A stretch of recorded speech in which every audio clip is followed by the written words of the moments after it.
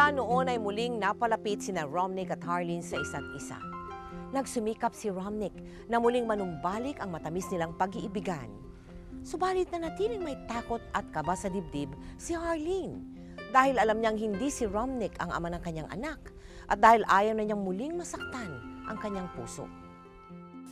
Close naman yung anak mo kay Romnick, ha? Oo nga, May. Alam mo, hindi ko akalaing mahilig pala sa bata itong si Romnick. Sa katunayan, mas kinikilala pa siyang ama ng anak ko kaysa sa totoo niyang daddy. Alam mo, mabuti ang meron siyang kagigis ng ama. That's very good to your son. Teka muna, nagkabalikan na ba kayo ni Romnick? Ako, Ma, hindi pa namin napag-uusapan yan. Basta ang alam namin na tuwing magkasama kami, pareho kaming napakasaya sa isa't isa. Alam mo, anak, from the beginning, talaga namang wala akong tutol kay Romnick eh. Alam ko na napakabuti niya at napakabait na tao. Siguro lang, yun nangyari sa inyo nung araw eh. Miscommunication. Siguro nga, Ma. Pero ngayon kasi parang ayoko munang umasa. Lalo na't ilang beses akong nasaktan sa nangyari sa amin ni Mark. Anak, si Mark ibang tao. Si Romnick iba.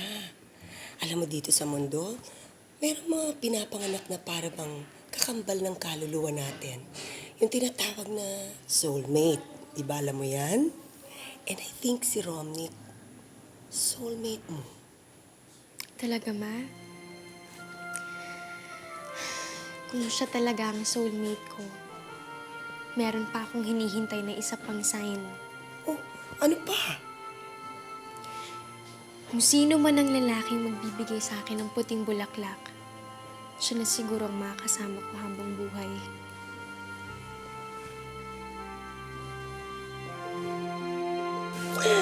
Anak ko, anak ko. Nagpasya si Harleen na tuluyan na hiwalayan si Mark. Subalit, isa na namang malaking desisyon ang nakatakdang kakaharapin ni Harleen sa kanyang buhay. Kung dumating yung panahon na sa tingin mo okay na, pakasalan mo ako. Pero kung hindi man, kung hanggang sa huli, di talaga tayo. Ayos lang din. Tago mo pa rin yan. Dahil ikaw lang ang may karapatang magtago niya. Ang taong nagmamay-ari lang ng puso ko, pwedeng umawak nito.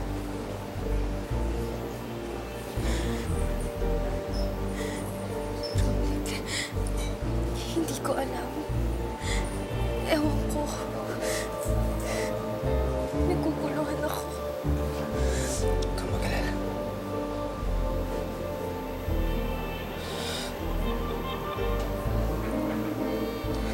Naiintindihan kita. Hindi naman ako magagalit. Romnick, sandali. Mag-usap muna tayo.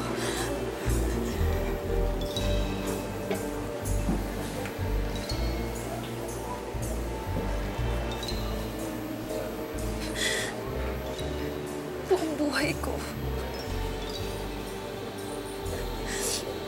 wala na akong ibang sinagot kung hindi ewan ko. Pero ngayon, iba na. Alam ko kung ano yung sasabihin ko. Dahil mahal kita. Mula noon hanggang ngayon. Romnick, handa akong magpakasal sa'yo.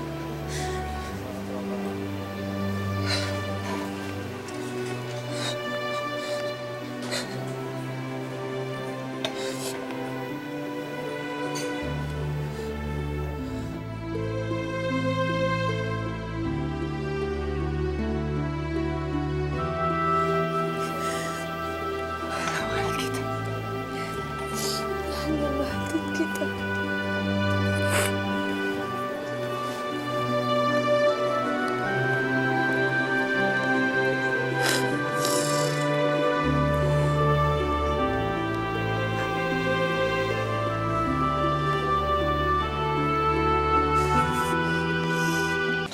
nagpakasal kayo sa West. Hindi man lang kayo nag-invite. Imbitado ka naman sa reception eh. Saka mabilisan, baka makawala na naman si Harleen sa akin. Ikaw talaga. Ayan, wala tuloy bulaklak ang bride. Okay lang yun.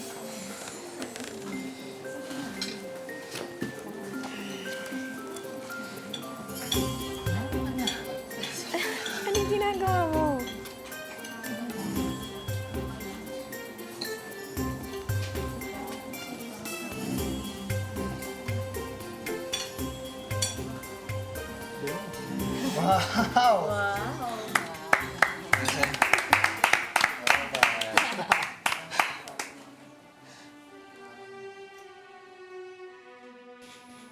Kung sino man ang lalaki na nagbibigay sa akin ng puting bulaklak, siya na siguro ang makakasama ko habang buhay. Bakit? Lahat ng signs na hiningi ko, binigay niya. Ikaw talaga ang para sa akin.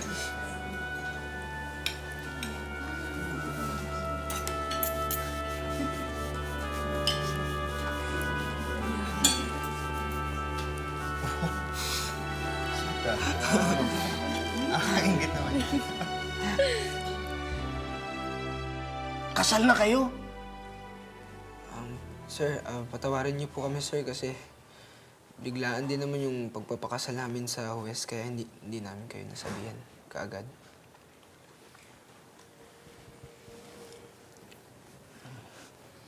Nabigla lang ako.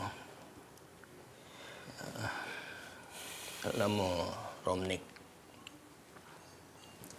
mahal na mahal ko yang si Harleen. Alam ko po, sir. Ilang beses ko na siyang nakitang nasaktan. At umiyak.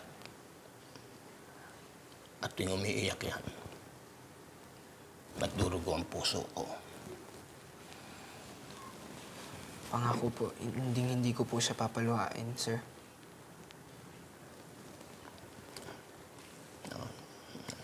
Naniniwala naman ako, no? Magiging masaya siya sa'yo. Hindi na siya iiyak ulit. Gagawin ko po lahat ng makakaya ko para hindi na siya umiyak ulit, sir. Huwag nang sir. Daddy na lang. Mula ngayon, isang pamilya na tayo. Salamat po.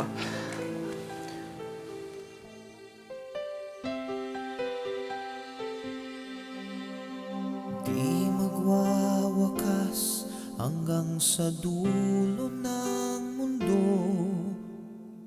Ang kalinga ko'y asahan mo.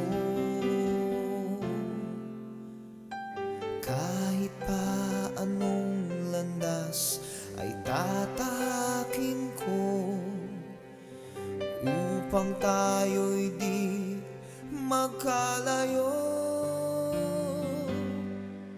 Sana'y laging kapiling, yan ang aking dalangin.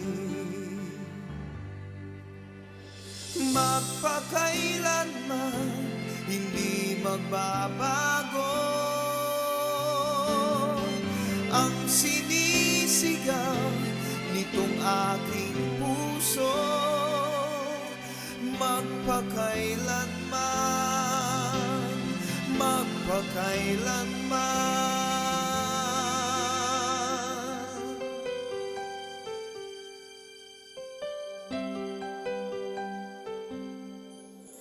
Sa tuwing kinakailangan mo'y narito ako, handang dumamay